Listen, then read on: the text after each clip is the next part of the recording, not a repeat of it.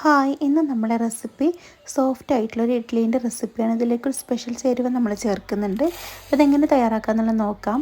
അതിനായിട്ട് ഞാനിവിടെ 2.25 കപ്പ് അളവിൽ പച്ചരി എടുത്തിട്ടുണ്ട്. സാധാരണ പച്ചരിയാണ്, ഇഡ്ഡലി റൈസ് ഒന്നല്ല കേട്ടോ. പിന്നെ ഇതിലേക്ക് 3/4 കപ്പ് അളവിൽ ഉഴുന്നെടുത്തിട്ടുണ്ട്. ഇത് കുതിരാൻ പാകത്തിനുള്ള വെള്ളം ഒഴിച്ച് കൊടുക്കാം. ഇനി നമുക്ക് ഇതിലേക്ക് 1 ടീസ്പൂൺ അളവിൽ ഉലുവയും കൂടെ ചേർക്കുന്നുണ്ട്. ഇനി അടച്ച് വെച്ചതിന് ശേഷം നമുക്കിത് കുതിരാൻ വേണ്ടി മാറ്റി വെക്കാം. ഏകദേശം ഒരു 9-10 മണിക്കൂറോളം ഞാനത് കുതിർത്തെടുത്തിട്ടുണ്ടായിരുന്നു. ഇനി ഇത് നന്നായിട്ട് കഴുകി മിക്സിൻ്റെ ജാറിൽ ഇട്ട് കൊടുക്കാം. ഇനി നമ്മൾ മിക്സിൻ്റെ ജാറിലേക്ക് ഇട്ട് കൊടുത്തതിന് ശേഷം ഇതിലേക്ക് ഒഴിക്കുന്നത് തേങ്ങ വെള്ളമാണ്. തേങ്ങ വെള്ളം 2-3 ദിവസമൊക്കെ ഒരു കുപ്പിയിലാക്കി പുറത്ത് വെക്കുക. ഫ്രിഡ്ജിലല്ല, പുറത്ത് വെച്ചിട്ട് ഒന്ന് പുളിപ്പിച്ചതിന് ശേഷം ഇതേപോലെ ഈ കളറ് മാറുകയും ചെയ്യും, കൊഴുപ്പായി വരും കേട്ടോ. ആ സമയത്ത് നിങ്ങൾ തയ്യാറാക്കുന്നില്ല എന്നുണ്ടെങ്കിൽ ഫ്രിഡ്ജിലേക്ക് മാറ്റിയിട്ട് എപ്പോൾ വേണമെങ്കിലും എടുത്തിട്ട് നമുക്കിതുപോലെ അരച്ചെടുക്കാവുന്നതാണ് കേട്ടോ.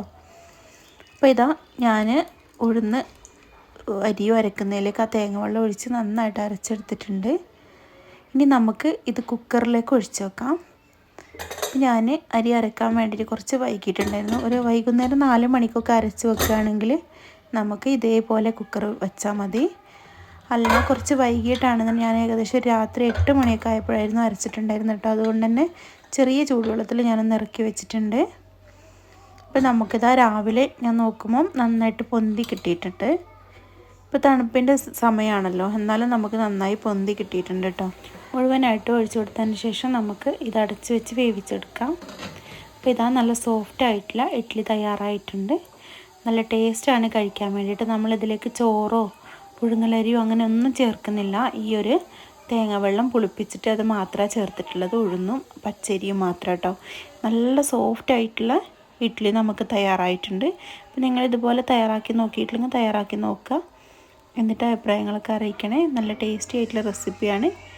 അപ്പോൾ ഇന്നത്തെ റെസിപ്പി ഇത്രയേ ഉള്ളൂ. വീഡിയോ ഇഷ്ടമായെങ്കിൽ ലൈക്ക് ചെയ്യാനും ഷെയർ ചെയ്യാനും സബ്സ്ക്രൈബ് ചെയ്യാതെ വീഡിയോ കാണുന്നവരുണ്ടെങ്കിൽ സബ്സ്ക്രൈബ് ചെയ്യാനും മറക്കല്ലേ. ഇൻഷാ അല്ലാഹ് അടുത്ത വീഡിയോ ആയിട്ട് പെട്ടെന്ന് വരാം. Thank you.